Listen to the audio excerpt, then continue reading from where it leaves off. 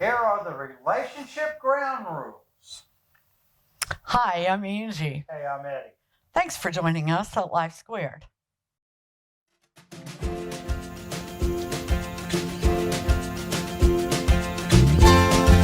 Welcome to Life Squared, brought to you by the Perfectly Imperfect Network, from imperfect folk everywhere.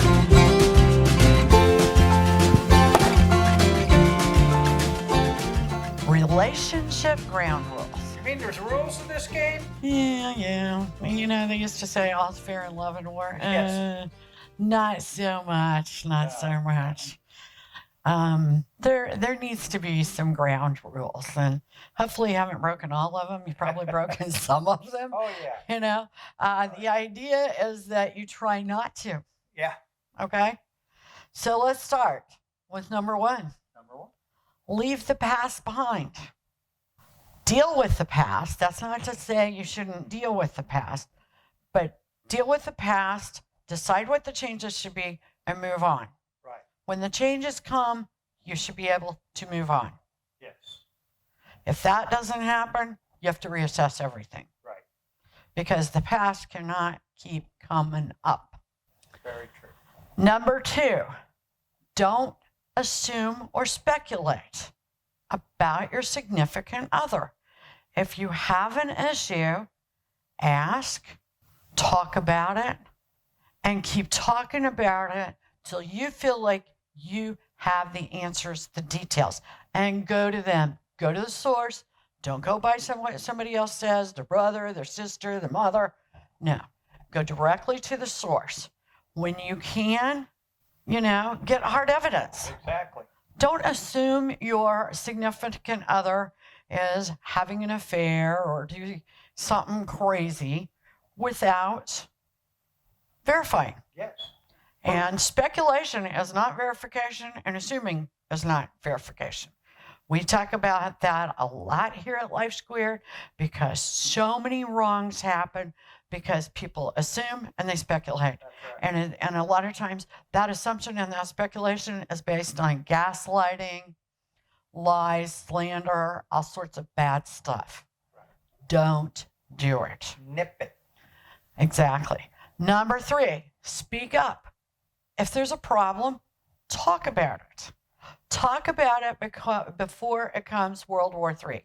Yeah. You don't want to, a lot of things an argument, a fight can be eliminated because you spoke up when you first recognized it. Don't let it build up. And then a lot of times when you don't speak up, you go back to number two when you're assuming and speculating. No, bad idea.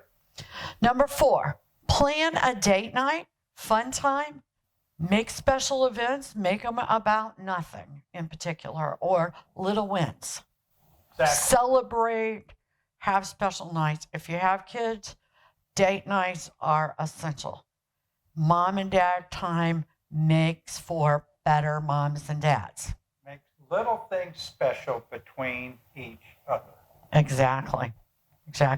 You have to have some fun. You got to have some laughter. Yes. Number five, stop blaming.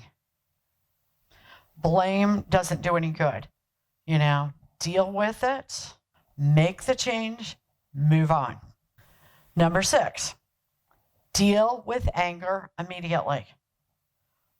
When you get angry, deal with it. That's a win. Having a day where there's no argument doesn't mean that's the best day of your life.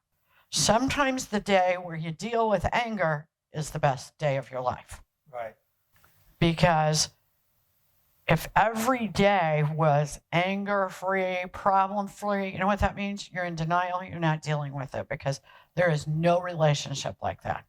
Absolutely none. It can fester and get worse, just like a volcano. All that pressure builds up and then boom, you got a problem. Yeah, that's right. It is a volcano. It's Krakatoa. When you don't deal with something, Yes. That's for sure. Number 7, never, ever enable your significant other. I don't care what bad thing they do.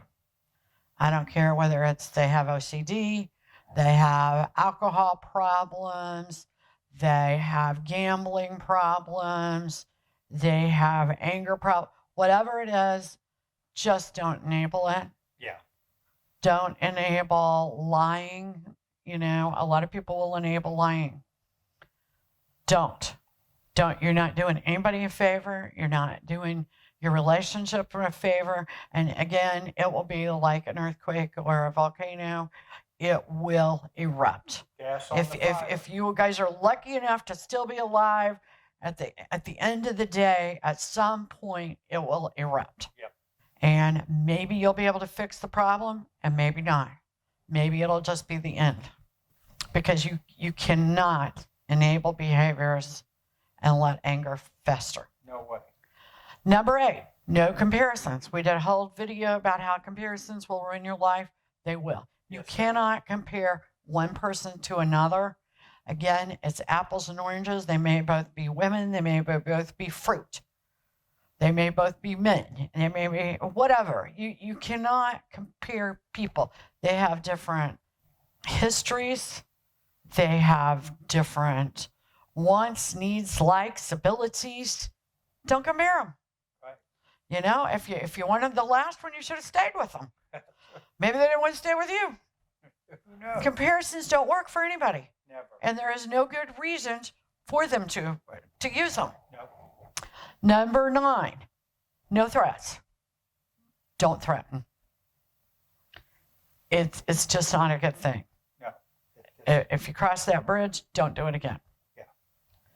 Number 10, don't generalize. Generalize doesn't get you anywhere. I hate it when politicians say, that guy's a liar. What did he lie about? Right. I'm very interested. But you got to tell me what, when, and if this, I got to try to figure out, did this really happen, or you just saying stuff?